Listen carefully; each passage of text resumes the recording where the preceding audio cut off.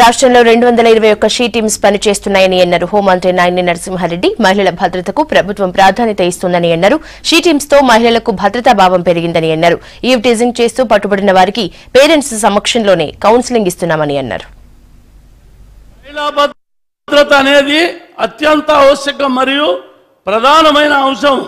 మహిళా రక్షణ భద్రతతో భాగంగానే హైదరాబాద్లో షీ టీంలను మరి 2014 అక్టోబర్ 24వ తేదీ నుండి ఏర్పాటు చేయడం జరిగింది. షీ టీంలు ఏర్పాటు చేసిన 2 సంవత్సరాలు పూర్తయింది.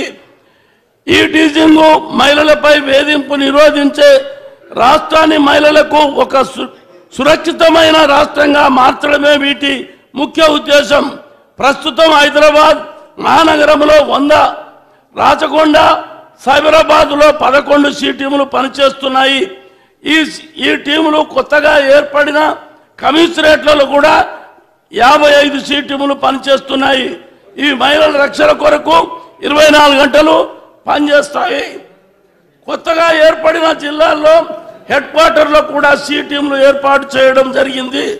జిల్లాలలో మొత్తం 49 షీ టీములు ప్రస్తుతం పనిచేస్తున్నాయి. దాదాపు 2730 మందిని కౌన్సిలింగ్ చేశాము. వేధించే వారిపై కేసులు నమోదు చేయడంతో పాటు వారిని వీరి తల్లిదండ్రుల సమక్షంలో నిపుణులచే కౌన్సిలింగ్ చేస్తున్నాము.